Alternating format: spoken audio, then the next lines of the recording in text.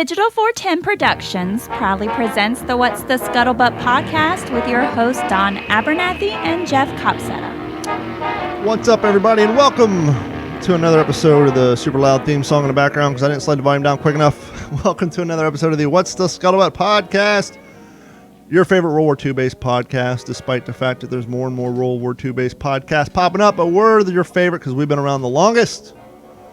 And he's back from the frozen ice age known as Texas. What's going on, friend? Jeff Copsetta is back. Hey, I finally thawed out, man. And now I know what 1 degree feels like. Aren't you glad you never signed up for gritty oil? Oh, we talked about that on my last podcast we did in the What's in Your Head video. Everybody's heard the horror stories coming out of Texas. The people who had electrical power would get hit with these $16,000 electrical bills. Turns out those were only people who signed up for the wholesaler called Gritty Oil. And I guess their whole thing was during good times, you sign up for $10 a month, be part of this pack, if you will. You save money in the interim, but in the case of like what you guys experience when electricity and propane's expensive, you pay out the nose, and that's why their customers are getting hit with $16,000. Like, not that it's funny. I mean, that'll wipe somebody out. Clearly, they don't expect people to pay those, but I couldn't imagine. I mean, I get angry enough when I open my electric bill in the summer here in Florida, and it's $200. I couldn't imagine when it's worth more than like my used car that I had. So, how's everything going, fella? It's going good, man. You know, it's just about to be spring break down here. In fact, this coming weekend, the 6th, is kind of the official start of spring break. You know, because Texas, we kind of split it up. You know, some part of the Texas will have it this coming week, and then it'll be the following week. So we have like 2 to 3 solid weeks of spring break in March. So yeah, lots of programming. We got an air show coming up. I was going to say, you guys are now officially open on March 11th. Obviously, the caveat being each township, which as it should be, can still enforce it or not enforce it. But I'm sure that makes the museums and public places a little more open to the idea of reopening, even if they do mandate mask policies. Yeah, that's the way I understand it. I mean, you know, if there's some kind of an entity that oversees the museum, a board, a foundation, or whatever, a nonprofit, or the town. Or the town, they have the say. You know, they don't. It doesn't matter if it's on state land or whatever. They can run it however they want. So, I think people just need to be patient. You know, not every museum, for example, is going to be the same experience when it comes to that mandate. So that'll be interesting. But yeah, I mean, it's at least a step forward. You know, I didn't want to say a step in the right direction because who knows, but it's a step forward.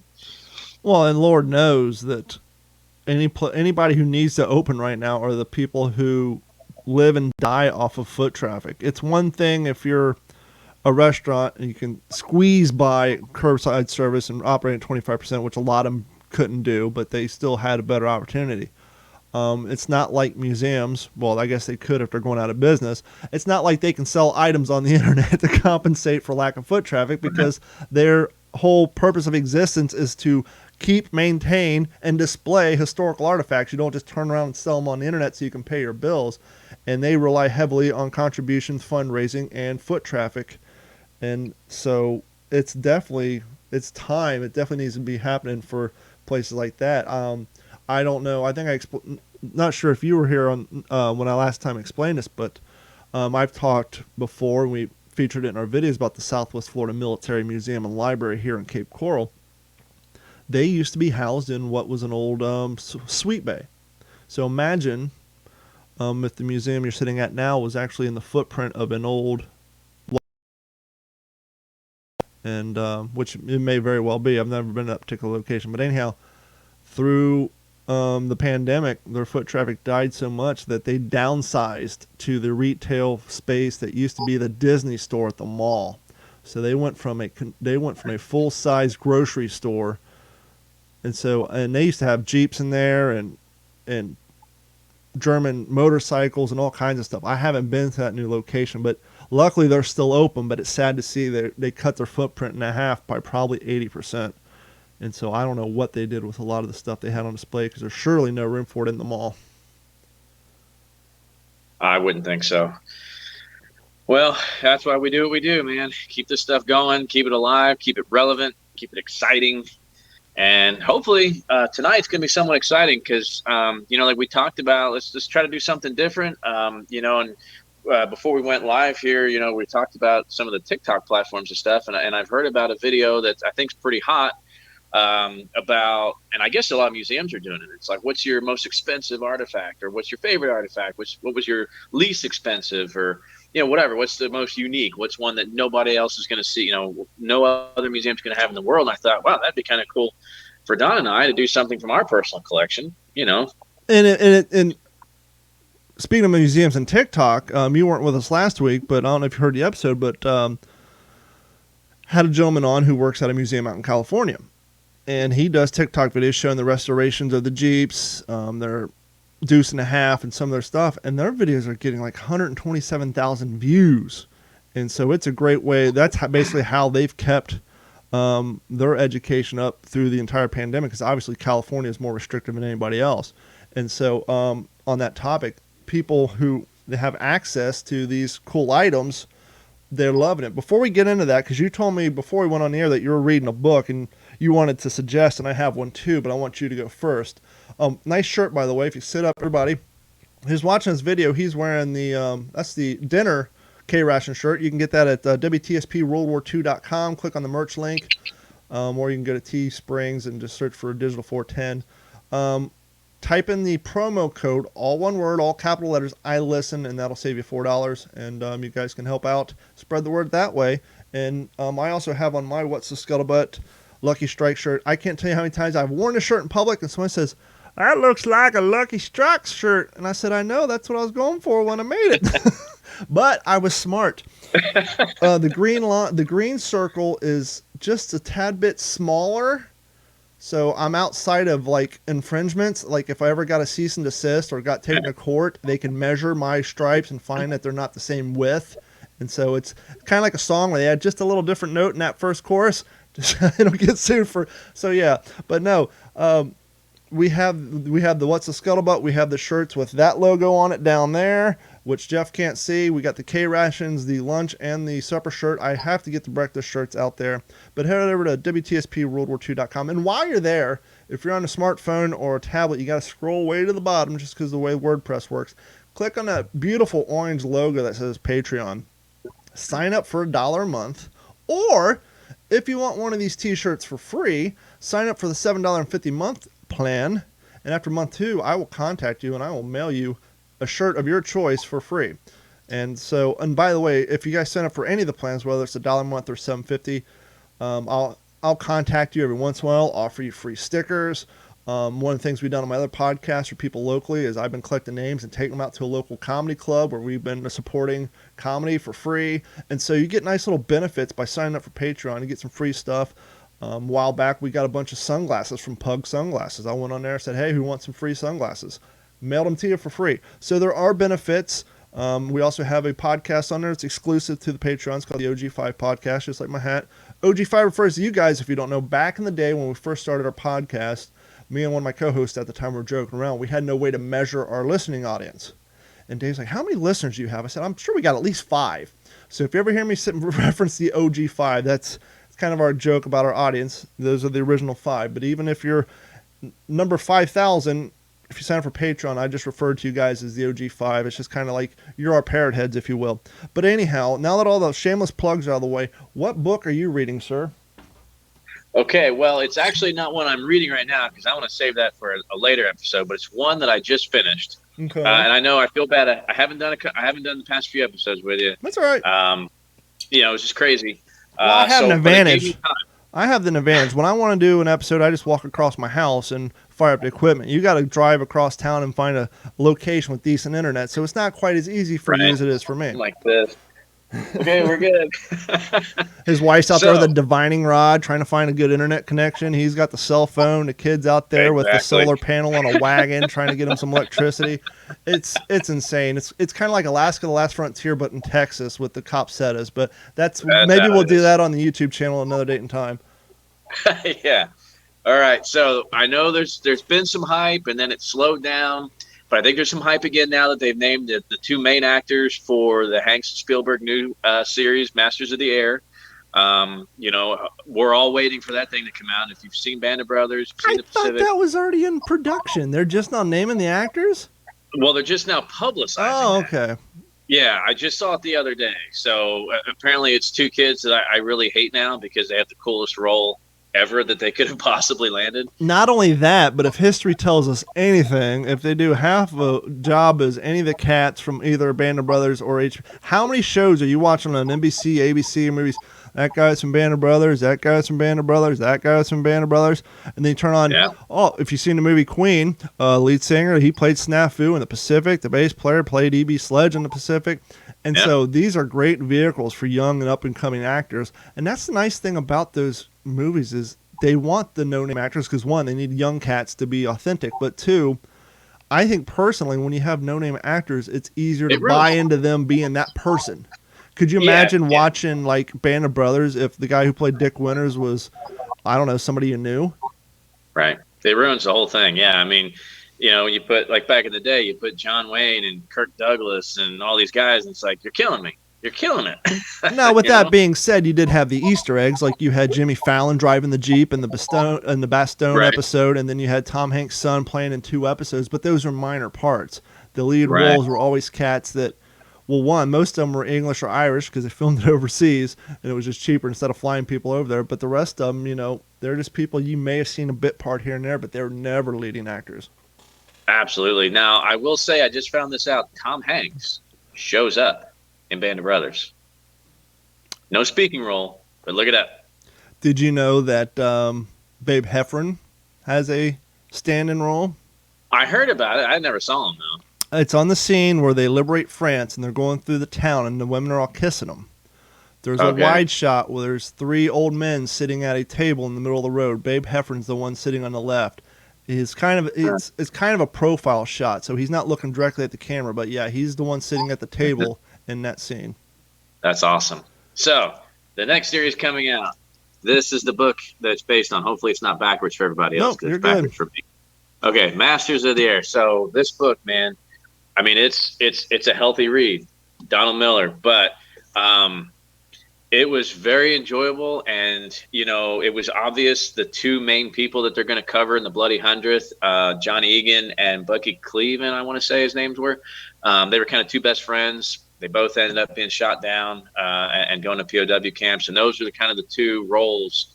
I think those are the 2 main characters of the series. But the book is fantastic because it gives to me, it's a very unbiased look at the nitty gritty, what aerial bombing was and the politics behind it. And I'm afraid that they could kind of go 2 ways with the series. You could kind of take this book and you could go 1 of 2 ways. You could go one where this is what had to happen, or there's all that other stuff that adds up that, America didn't care. We just carpet bombed. Like you look at Dresden, and we just took German cities off the map. But that was the technology.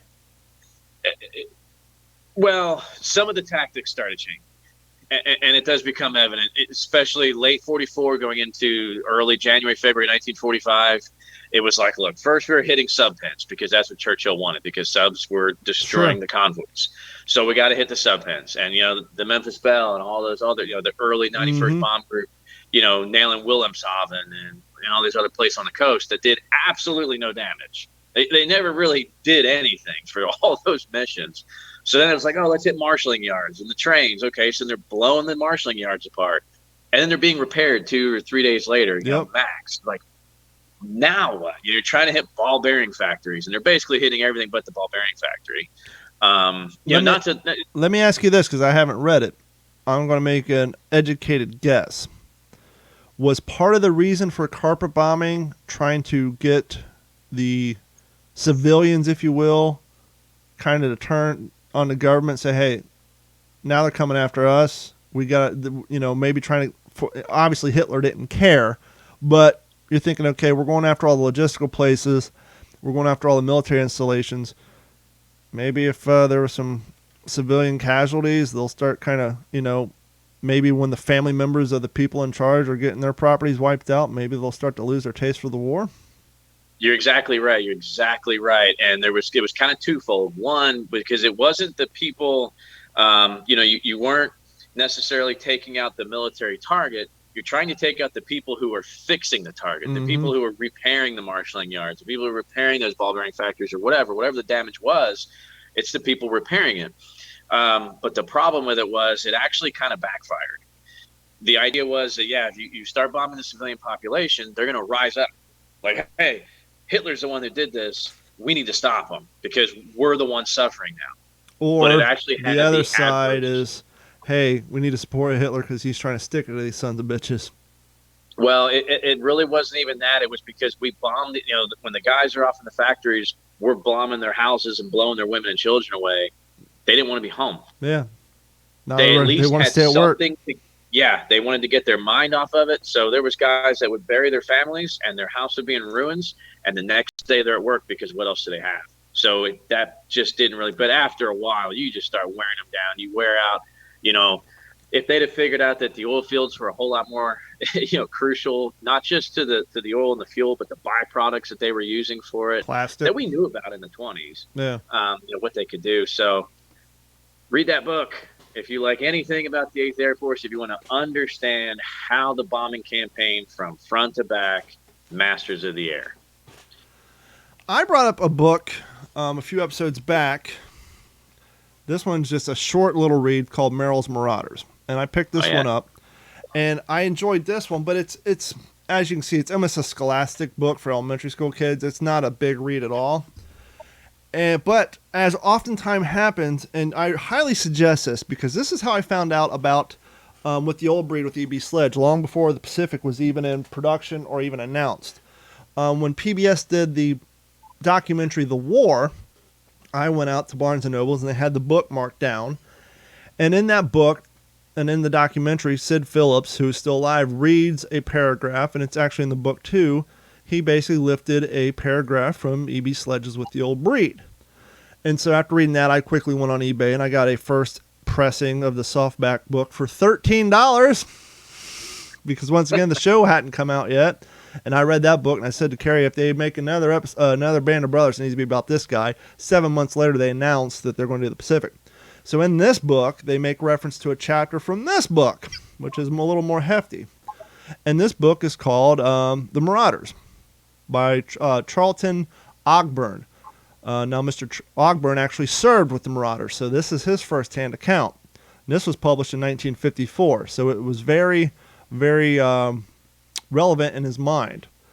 And what I find interesting about the Marauders is they fought the Japanese, but they fought in the India-Burma campaign, which very few people talk about, including myself. Now, what's the difference between the Marauders and the Raiders? The Marauders were the first... Basically, the Marauders were thought up after a meeting in Canada with Churchill, and they were the first long-range deployment team that was not fixed to any organization. Meaning, they were dropped off in the jungle, and all their supplies came via the air. There was no division waiting for them 20 miles back. They were on their own. All their equipment was carried by pack mule. But what it makes them more interesting and different is they weren't just American troops. They were a coalition. They were made up of... Basically, they put out an order, and I'm going to basically read this book, and I'm going to do like a multi-series kind of side project on this podcast with a little bit of productions to get into this so I can share it with you guys, because it's very interesting. They basically the Army put out a memorandum. They were looking for three things. One, they wanted so many troops who had combat experience in the Pacific, i.e. the Army soldiers who fought in Guadalcanal, etc., and they rounded up like 900 of them. They got some of the Chinese Army that was part of our Allied forces. So we're made up of some cats from the Pacific, some of the Chinese Army, and then some of the Indians from the English side. And so this group was actually made up of three different militaries. It was primarily ran by the British, which could have changed. I'm not that far into the book yet, but it's very interesting. And the way the book, the gentleman talks about it, it reminds me of, I can't remember the movie. It's not The Dirty Dozen. But what's the movie where they're putting together a boot camp? They're like in the middle of the west coast of the country, and a lot of the guys are straight out of like prison. They're like the brig rats and all that. Anyhow, a lot of these guys who volunteered for this were guys who were wanting to get out of Guadalcanal. Some of them were guys who were fresh out of the brig. And so it was a very ragtag group of just, some crazy stuff. And when they broke it down, and once again, I'm only 2 chapters into this, so I'm very light on the details. But once I read this book once or twice, I want to get into it. But it's very interesting. On the 3rd Battalion, 2 of the company's leaders had different ideas of how they wanted to make up their squads out of the group of guys that volunteered for this. One guy said, I want nothing but gentlemen who've had combat experience, who have found themselves in a situation where they knew it was hopeless, and they put everything in the hands of God. That's all he wanted. He wanted religious guys with combat experience who have been in a do-or-die situation and survived. The other guy wanted primarily brig rats. He's like, I want the guys who don't care about the system. They're willing to do things on their own accord. Because once again, their whole objective was to be dropped off in Burma and not have any. They were relying on themselves and their gear. And so these 2 different guys had 2 different ideas of how they wanted their squads and battalions made up. And so it's very interesting. And according to the forward in this, there was a lot of controversy coming out of the Marauders and what basically the Americans unit was codenamed Galahad. And so there was a lot of, I guess, after the war, which I haven't got to yet, there was a lot of controversy. So this is the first book in a while I've picked up where I'm like reading every night. I don't want to put it down. It's first and foremost, I love first person accounts. To me, if it comes from reading, here's a book on the first ID, or here's an autobiography of a guy who started with first ID, I'm reading the autobiography every time. It's just more interesting to know that, hey, this guy was really there. This is what he experienced. So long story short, once I get through this, I'm going to compile and do a couple of serial episodes on the Meryl Marauders because I don't think they get enough credit, and it's very interesting stuff. Yeah, I'm going to be interested to see if that book will go into if those 2 company commanders got their way and they got to lead those units the way they wanted with those different types of individuals. I'd like to see the after action reports of those battles that those guys got in or those firefights, and how, the brig rats, like you said, they're going to be more individual minded. They're going to be able, if they get separated, they're going to be good. Whereas these guys that, I guess the other one was they wanted guys who had experience. They've been in that situation where they're surrounded, and it was basically, I'm leaving it up to God, and I'm just going to do my job. And if I die, I die. And if I'm not, then okay, cool. What's on the next mission? So it'll be interesting to see, as you're saying, what the outcome was, if one, quote unquote, was more effective, or if one ran into more issues, or if they were the same. It's very cool. So you ready to get into the top 3? I don't have any production music for this, but we need like our top 3. Ba-da-ba-da, bing. Yeah. So, well, I try to pick 3 different artifacts. So, for our listeners, if they stuck around this long and we hadn't already bored them with they already stick around this long. What else do they got to do? I hope so. So I figured I would bring, it may not necessarily be my first artifact. As a kid, I probably had a pistol belt, a canteen, maybe a map case, playing Army or whatever. But this is kind of like the first artifact handed to me from a World War II vet. It was personal uniform items that the guy really meant a lot to me. And it kind of is more of like I don't want to say like a turning point in my life, but definitely where all my interest in World War II as a kid, now I'm like 15 or 16 when he hands me this stuff. Now it was like, I have been chosen to keep this stuff alive. Like it was kind of, it was handed down to you. What's that? You were bestowed with this mission now. He handed the, He handed the scroll down to you. Exactly. So just a quick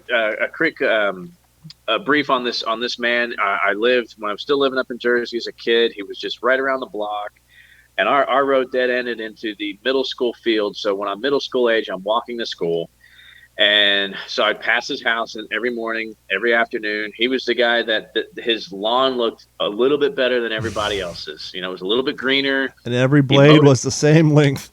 Exactly. And, just kind of one of those classy guys that was always out there chewing on an unlit cigar with a Bermuda tan, to that real ruddy complexion, real nice guy. My dad was a police officer. So, everybody knew my dad. He'd always stop what he was doing, talk to my dad. And one of my other neighbors told me that, oh, did you know Mr. Cloud was on Guam in World War II? And I was like, oh, wow, I need to talk to this guy. Now, at this time, I was super interested in the Battle of Guadalcanal. Sure. But I knew Guam, okay, cool. So I just knocked on his door one day after school, and I introduced myself, and, he knew who I was, he knew my dad, and I said, I heard you were on Guam, and he goes, oh, no. I was on Guadalcanal. Okay. And that started, he was like another grandfather to God, me. if you only had recording equipment back then.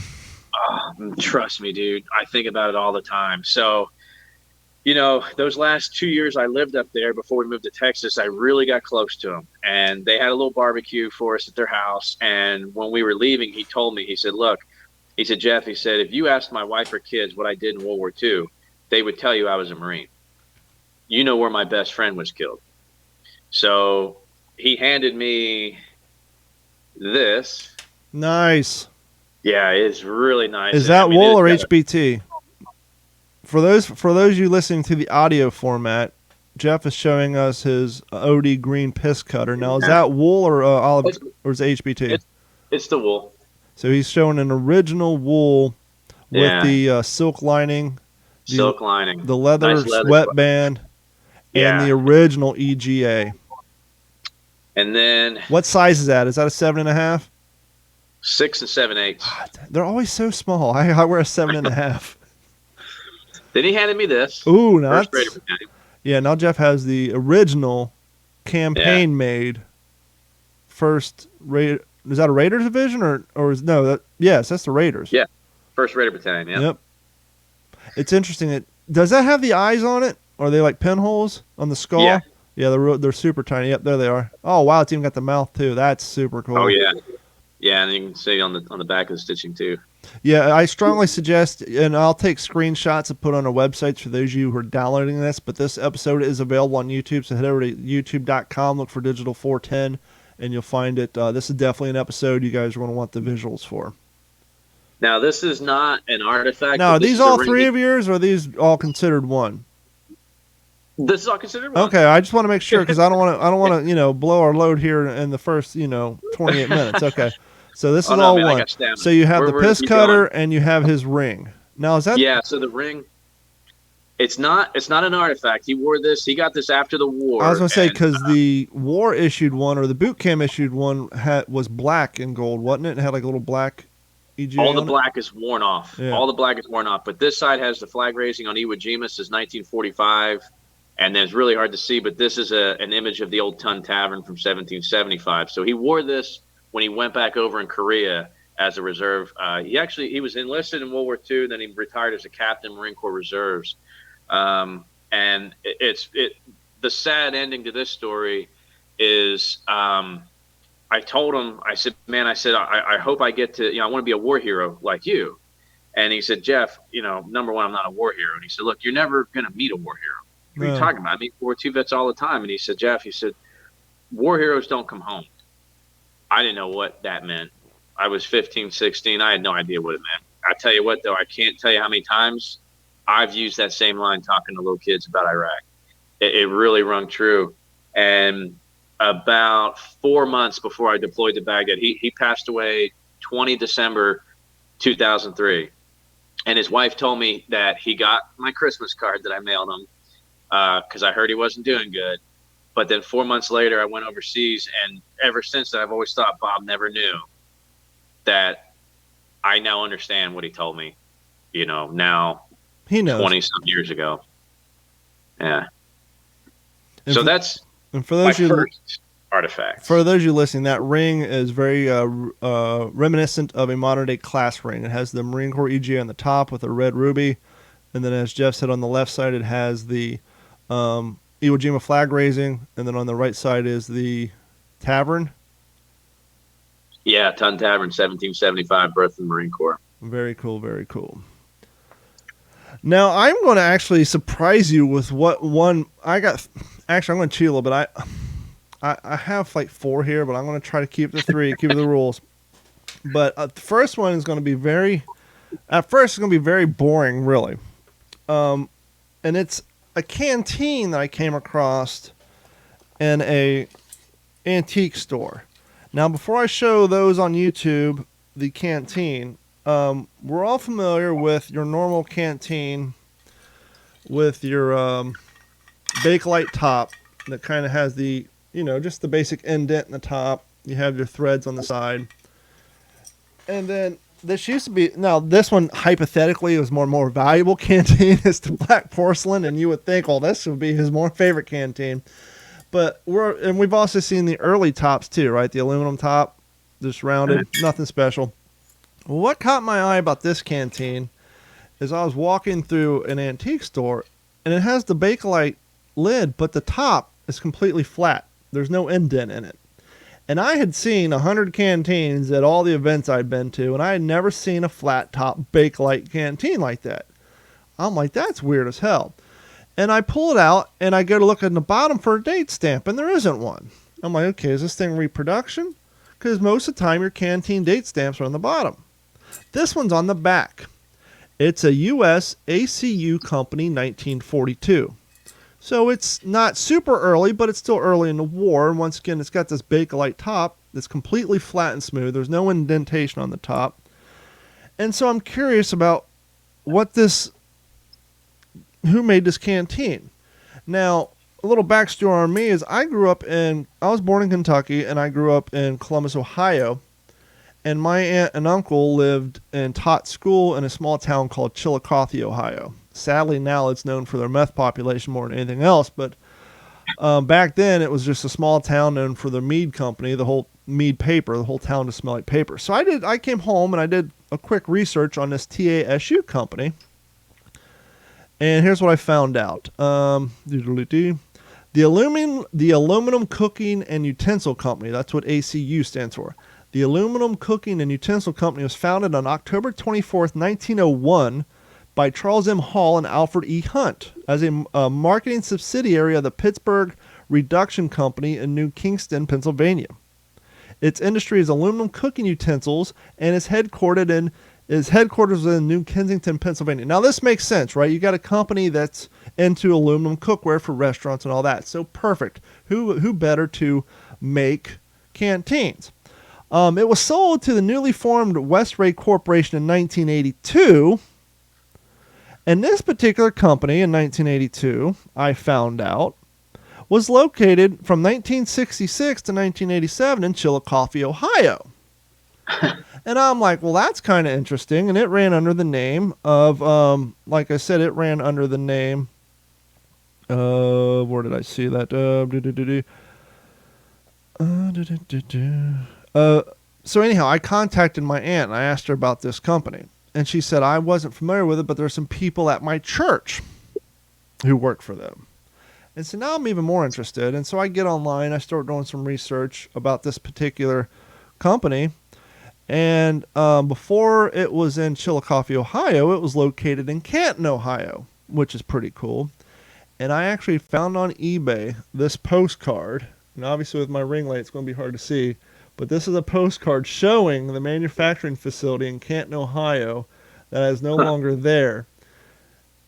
And the stamp on the back is actually a 1 cent George Washington, that if this stamp was on its own, this is like a 1919 or 1920 stamp, and it's worth some money if it wasn't processed. But I think it's cool that this canteen company was in Canton, Ohio, town that a state that I grew up in. Later on, moved to Chillicothe, Ohio, and my relatives went to church with some people who worked there, and I even have a coinciding postcard from, and it's real hard to read. It's actually all written in pencil, and I was able to track down on another website. They were screenshots of a photo album that was sold, but they were shots from the factory that employees made. It was a photo album of the company, the Aluminum Cooking Utensil Company, that was taken like inside, like on a company picnic and stuff. But somebody already bought that book, and so as goofy as it sounds, just the because when we do this history stuff, like I said, I'm into the autobiography side. I like to picture myself there or people there, and the fact that here's my state's contribution to the war, something. You want to say something as simple as a canteen, but as someone who served over in Iraq, you know that this is not simple. This is a necessity. I mean, we all seen the episode of the Pacific when they're on Peleliu and everybody's running around looking for canteens of water because, I mean, this is lifeblood. And just the fact that it has such a weird little cap on it I've never seen. Once again, I guess my black porcelain canteen is more valuable, but just the history and the uniqueness of that canteen, it's, at least as of right now, one of my favorite things. Now, in my collection, I have lots of favorite things, and for this episode, I tried to pick out stuff we haven't talked about before. We've talked about my flotation device. We've talked about my front seam D-ring, actually fixed bell helmet, which I am super excited about, but I wanted to bring a little something new to the podcast. So, Jeff, what is your number 2? Okay, so for number 2, I thought that I would pick something kind of a unique artifact, and it's it's gonna make you laugh. My sister-in-law, I was up to goatskin my condom. brother and sister-in-law. What's that? Goatskin condom. You're close. But hold on. Let me ask you a question. We're going to digress here momentarily. We got time, right? Oh, yeah. I saw TikTok, and I've read a lot of books. I've been in this hobby for quite a while. You work at 2 museums. You've read a lot of books. Let me ask you if you've ever heard the story. I'm calling BS on it, but I want to do some research. The TikTok was, what is your favorite little tidbit of history that no one knows about? This person claims, and I think it's completely fabricated. I think there's no truth behind it. But maybe you've heard it. You've probably even heard real modern day versions from when you served. I'm sure it's something that the guys made up while sitting in foxholes. They claim that the Army Air Corps intentionally dropped care packages that were meant for the U.S. troops onto the German side. But in these which that's not the far-fetched part. Right? Right. The far-fetched part is, as a form of psychological warfare, they included extremely exaggerated and oversized condoms so that the German army thought the American soldiers were all hung and they were like man-beast. I call bullshit on this story. I think it's funny. I'm sure it was made up by some guy sitting in a foxhole, but I've never heard or read any true context of this being even remotely true. I've never heard that before. I'm not going to say it's not true, but my dad says it best. 95% of all truth is based on a rumor, so start a good one. Yeah, that's the truth. So my brother, he was a jarhead, Desert Storm era. Him and I guess it was his wife, my sister-in-law, who found this, I guess, in an attic at a previous house that she lived in. I don't remember the whole story, but it was just something that she had it and she knew it was old. And when I went up there to visit, they're in Yardley, PA, kind of north of, up near Washington's Crossing, kind of north of Philly there, right on the Delaware. And she goes, hey, I think I have something that's from World War II, and I think you would like it. So she hands this to me at the dinner table. I was like, it's one hugely over-exaggerated condom. I don't know if you can read it. Individual chemical profile. No way. This was not planned at all. This was not planned. No. He didn't tell me about this. This isn't some cooked up production that we did for a laugh. I just told you about this story on TikTok, and before he joked, I said it's one over exaggerated, but no, he showed me a prophylactic kit. This is awesome. I told you you were close. You got to take pictures of this instruction manual so we can include it on the website. I don't know if you can include it or not. Oh, I can include that. Oh, wow. Okay. Well, we can. Well, this is an 18-year-old. I mean, that's draw. Wow, they actually show you how. Can you read me those instructions, please, for our enlightenment? Okay. So number one, this is great. This is the 40s. Number one, pass your water. So take have an empty bladder. Yep. Take a leak. Then I'm going to try to be as fragile as I can with this. Wet the soap cloth and make a lather. Because these are not lubricated. Right. That would be this part here. And I guess it has something that I guess it activates when you get it wet. Okay, kind of like almost like, you know what that looks like? Obviously it's not. That looks like the old school cast materials they would use. That's what it feels like too. That's exactly what it feels But like. it probably has a soap or some sort of cleaning agent in it. Yeah. I think when it gets wet, it kind of activates it. So then scrub your junk, thoroughly wash it, and then if no water is available, use the ointment anyway for the protection it will give. And that's step 3. Break off the tip of the metal tube. Is that a spermicide? And what's that? Is that a spermicide, do you think? It's something. Well, no, it's not. It's not going to be a spermicide because this is more like the lubricant. No, this is going to, I guess, kill whatever you may have contracted. Okay, so it's like a topical chlamydia killer. I guess. Yeah. So squeeze about a quarter of the contents. This alone makes this podcast episode worth listening to. Here we go. You gotta stick that in there. And the condom or your urethra? In your urethra. Oh, what the? Yeah. And squeeze it into the tube of the canal, and then massage it gently with your thumb and forefinger after injecting the ointment inside of you. And then you rub the rest of the ointment over the entire length of your stuff and bag. That's what it says. And adjacent abdomen and thighs for at least 3 minutes. This seems like a ruse to cause the guys not to be able to perform to get them back. That's kind of what I'm thinking. So, yeah, this is just like you decontaminate yourself. The fact that you got to put something in your urethra and flush it out before while trying to stay romantic. Now, do you ask the lady friend to do this? So, no, this is afterward. Oh, so this is post coitus. Oh yeah. Once you remove the protection. Right. See, I thought you were going down the steps of applying said device to one's personnel. I wasn't aware we were at the post coitus section. Yeah. This is something that it should be used as soon as possible after each sex exposure. Wow. So again, I think this is to help prevent chlamydia, the STDs. Wow, is what this is. Yeah. So how big? Let me see that condom again. Is that goat skin or is it like latex? It's not a condom. I thought you were holding up something earlier. I thought it was the condom itself. So you just have the package, but the condom's not in there. No. Oh no. There's. I don't think there is one. Yeah, this is for protection against venereal disease only. I got you. This is your after. This is the next morning. So now the question is who does that house belong to before your in-laws moved into there? Exactly. And what did his wife think? Why didn't he use it? And why didn't he use it? And why did he keep it after he got home on leave? Why didn't he clear that out of his Foot Locker? I'm sure there was plenty of things that he didn't want mom and dad to potentially find out about. But I'm glad he did, because now it's in your collection, and you're the only person I've ever met that has a post-coital STD combat system in their collection. Glad I get to follow that up. We're going to go with number 2, just because we're going to keep in the theme of Marine Corps. You jealous yet?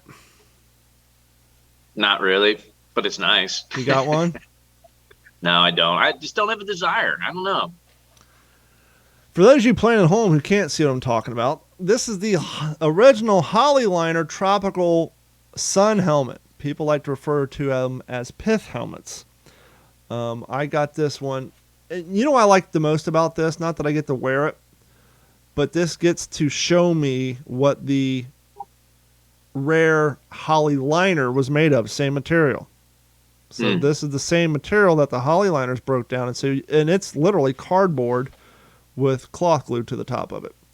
And so this, I have my Hollywood Hollyliner, which is made of plastic to look like this. And now I know what the material looks like. I've had this longer, so I can try to find a shirt or something. You know what this actually looks like up close? It looks like the Dickies khaki jean material. It's very, except for the pattern in the lines is a lot smaller. It's soft like them too. Yeah. And you can kind of, I don't know if you can really tell, but you can see where the cloth is kind of coming undone from the compression. Real quick, because I like to give a little detail on here. Holley Production Company was originally a manufacturer of loudspeaker components. They actually made the cones and loudspeakers, same material. But we're going to skip all that. We're going to go down to the company was founded in 1917 by Jesse Holley. As we know, we said they're doing cones for PA systems and loudspeakers, but during wartime, you got to switch over. In 1936, Jesse Holley invented the patented tropical-shaped fiber-pressed commercial sun helmet. Now, this is in 1935 before we broke out in war, so what do you think the sun helmet was pretty much commercially available for to there, Jeff Copsetta? Take a guess. Who would be, before wartime, who would benefit from the sun helmet? I give up. Although Holley's helmet was originally designed for civilian use, including being marketed for the Boy Scouts of America as the Holley Trooper, although the Holley Trooper was directly sold to the Scouts by the Boy Scouts of America, the sun hat never replaced the official Scout hat. So he was trying to get this to replace their floppy hat. And, of course, people who had the money to go on safari would use them, too. The United States military adopted the sun helmet, designed in 1940.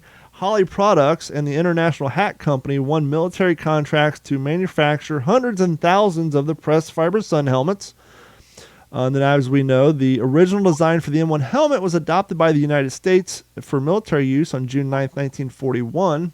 The helmet shell, known as the Hadfield magnesium steel helmet, was first manufactured by the McCord Radiator Company, whereas the fiber liner interior was designed and produced by Holley Products Company.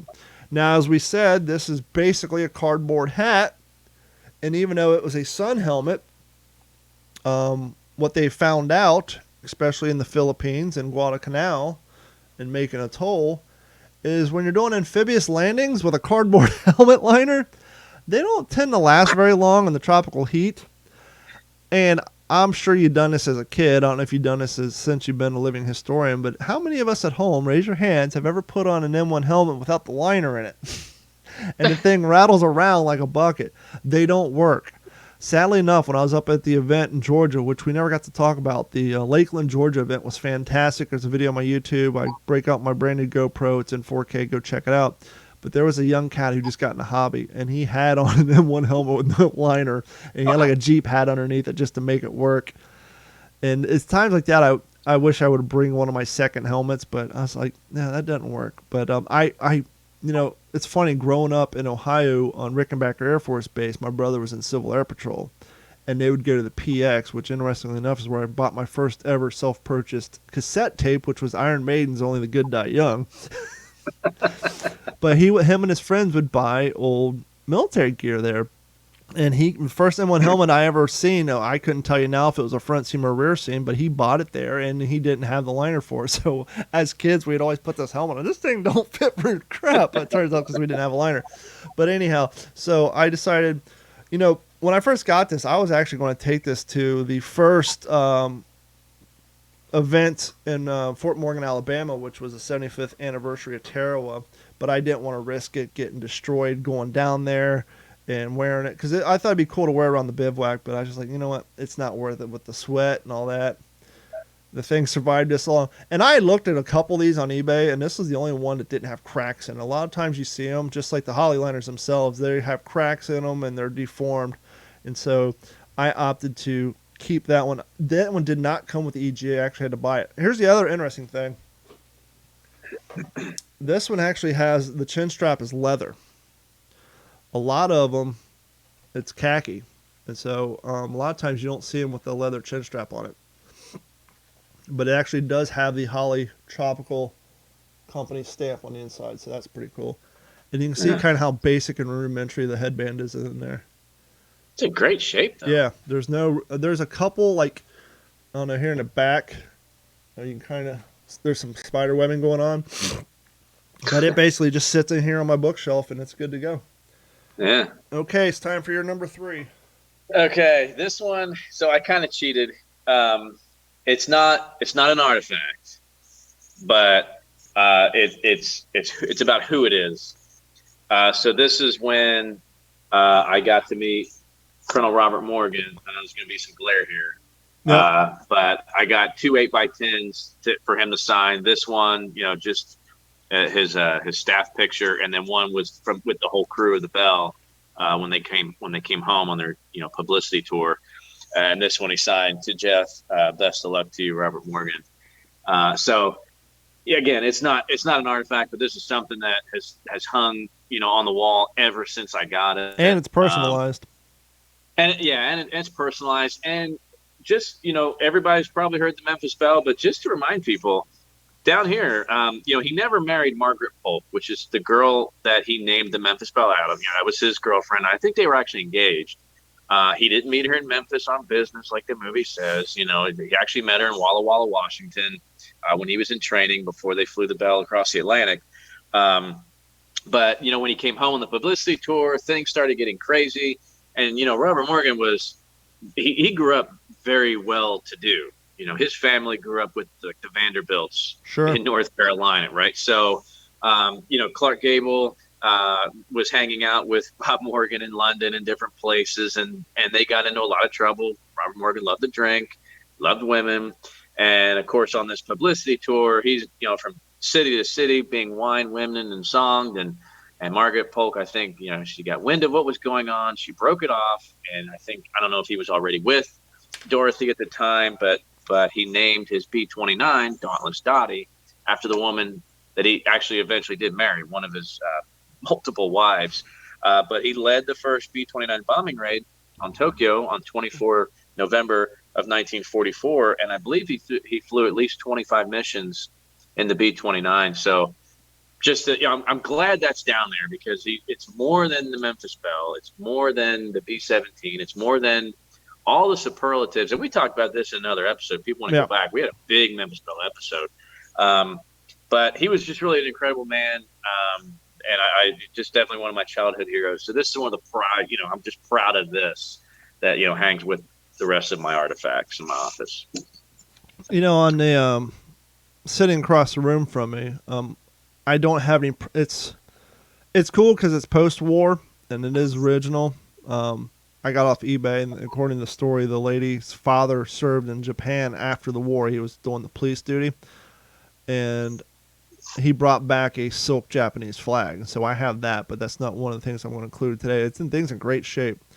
Got an audible. Do you want to hear about my invasion vest or my EE-8 telephone? I'll let you choose. The telephone would be cool. Okay.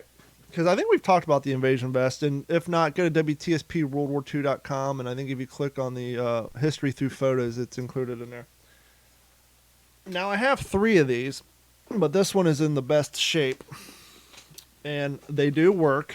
I actually rebuilt 2 of them, and you guys can go on our YouTube channel, and you can see how I did this, but just a little... Is that the leather case? No, this is the... Okay.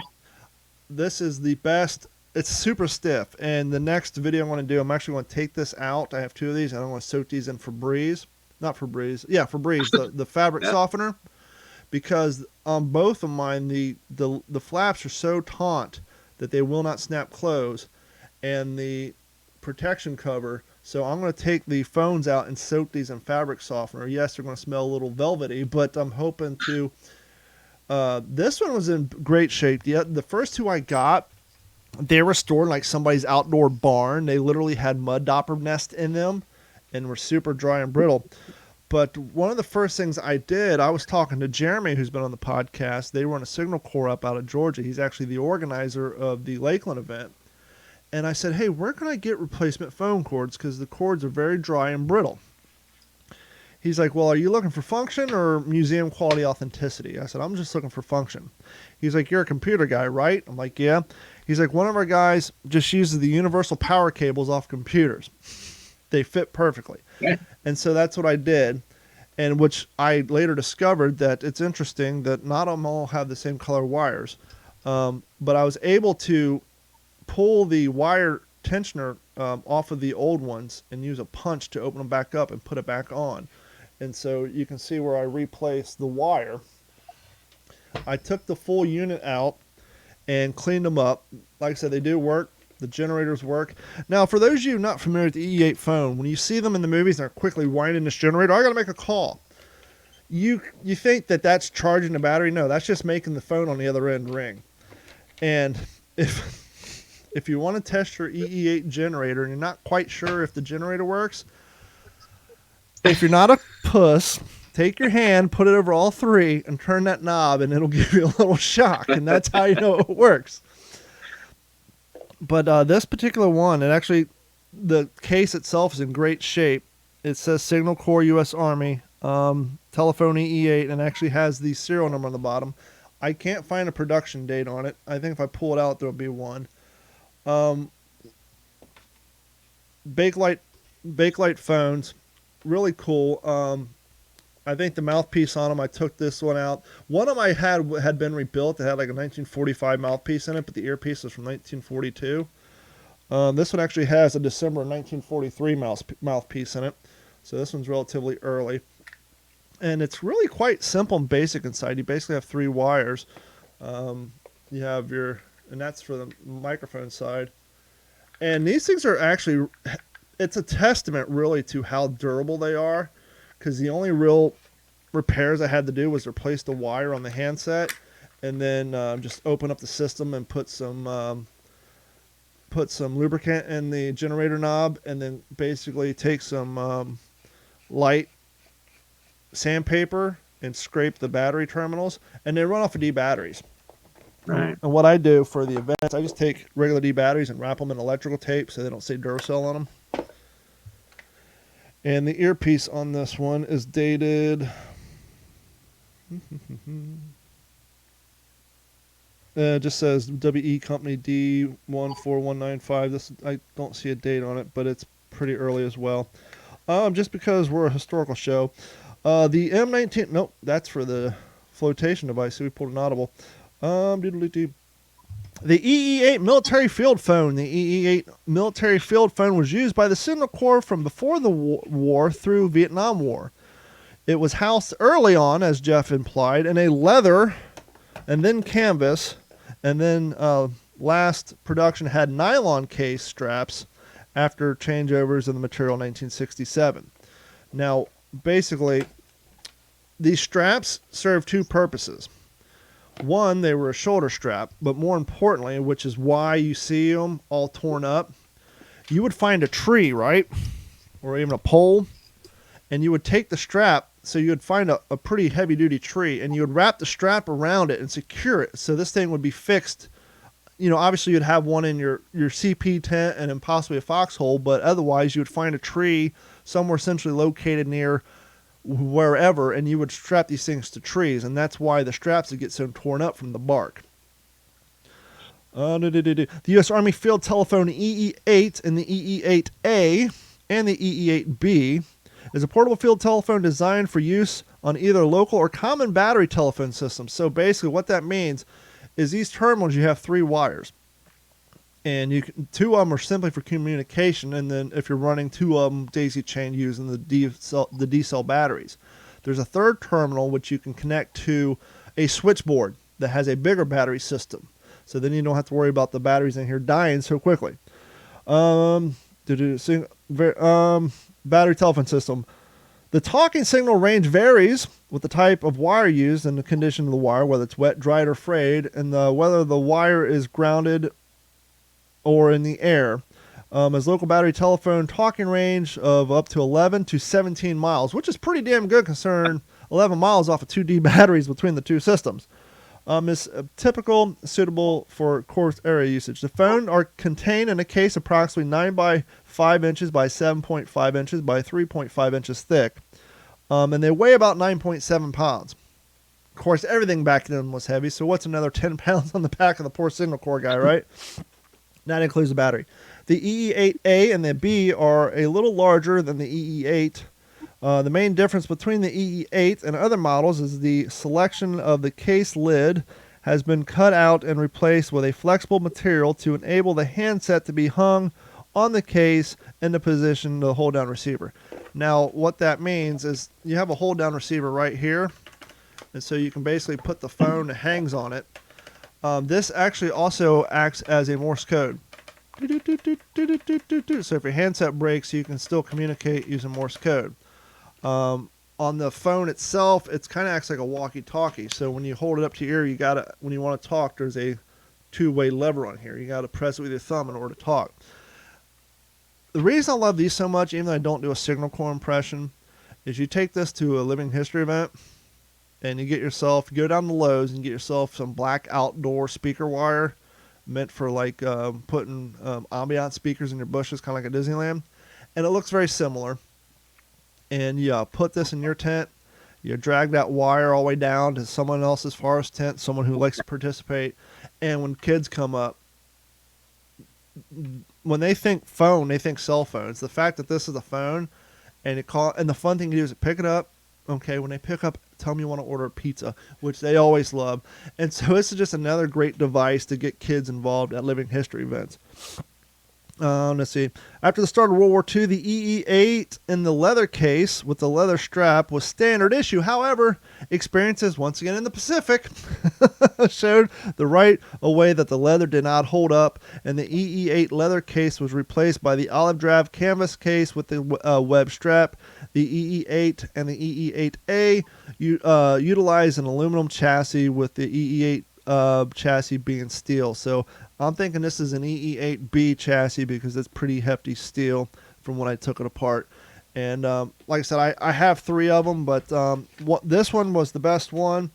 And the other 2 I kind of mixed and matched parts. And then like the third one that doesn't work, I'll just sell to somebody for an affordable price and they can use it and rebuild it for their collection. Because I'm at the point in my life where my stuff I collect, if I don't have a place for display for it or if I have multiples of it, I just get rid of it. Let somebody else take it on. I already have 2 phones when I need 3 for.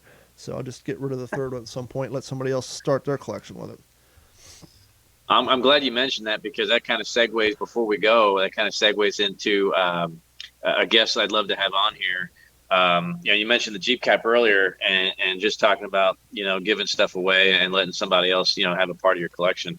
That's exactly how this guy has been. I met him back in, I guess it was June. And, we just really hit it off. And the guy's got an incredible collection. He's been a living historian for I don't know how long. He's part of the ADT jump team. And he does Vietnam stuff. He does a bunch of stuff. He gets to travel a lot. He owns some World War II vehicles. And he owns an incredible amount of uniforms and gear and weapon systems. And he's just an all-around great guy. He's actually a current active serving Air Force JTAC right now and up at Fort Hood. And he's just a really, really nice guy. So hopefully, let that be a teaser in the next couple episodes. I'd love to have Steve on and talk about his reenacting experience and what he gets to do. Speaking of next episode, so this spring break, I'm heading to Arizona for a week with the wife and kiddos. And one of the destinations is going to be the Pima County Air Museum. So I would love to be able to do a podcast either there or close enough to there to where it makes a cool background for me. Yeah, we can make it happen. I'd love to try to do that. Yep, we can make it happen.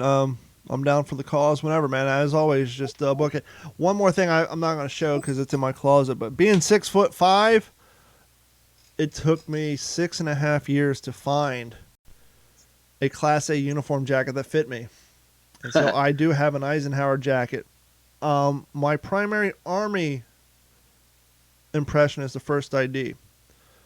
Now, because of my age and the amount of responsibility put upon me at the events I do, because I have the ability to get people to do what we need to do, especially during tactical events and physical reenactments, my rank is a lieutenant.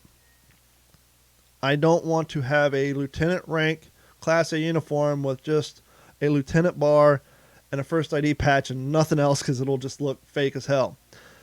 If you guys know anything of the history of the first ID, if you can, I've looked, I can't really find anything. If you can send me a list of the campaign ribbons, even if I did like a 1943 impression, I just want a couple of campaign ribbons to put on there that the first ID of someone who served, that would be in the rank of lieutenant, at least a few campaigns would be on there so that it looks more authentic instead of just having, a patch and a butter bar on there and then that's it. So if you guys know where I can get campaign ribbons, I know there's people out there who make them. Obviously I don't want, citations and silver stars and any of that offensive stuff, but just one or two campaign ribbons on there to make it look like that when I'm doing my impression, that I'm not just fresh out of boot camp. You know what I mean? Yeah, weren't they part of Operation Torch, right? Yeah. So there's at least one there. Yeah, but the other thing is, where can I get them? I've looked on at the front. They have the the American and the infantry tabs, and they got the patches. I've looked at World War II impressions. I know somebody here used to make them, but if you guys know an outlet for campaign ribbons, at least the main ones, email us at mailcall@wtspworldwar2.com or send us a message through our Facebook page, because I want to get my impression put together so that it looks better, because we all know how the sofa Facebook heroes are. They love to pick apart everybody's, oh, you got yourself a Class A uniform, but it's blank there, fella. And not only that, I got a original infantryman with the the leaves on it, the infantry battle badge. Oh, combat infantry badge. And obviously, if I'm going to put that on the uniform, I have to have some campaign ribbons, or it just won't look right. Because really, you're in combat? Where? So. Yeah, I mean, but there, back then there's so many ways to get around that. I mean, the supply of that kind of stuff, nobody freaking cared. You had one jacket balled up in the bottom of your bag, and if you got Liberty, you threw it on. Yeah. And a lot of times there was nothing on it, and you may have gotten your CIB in hand before you got the campaign ribbon. For me, it was the other way around. When I earned my combat action badge, I'd been out of the Army for 2 years. I didn't even know I earned it. I didn't even see the orders for it. Somebody said, you got this, right? You need to, So I actually verified it literally a year and a half ago. Nice. I finally tracked down.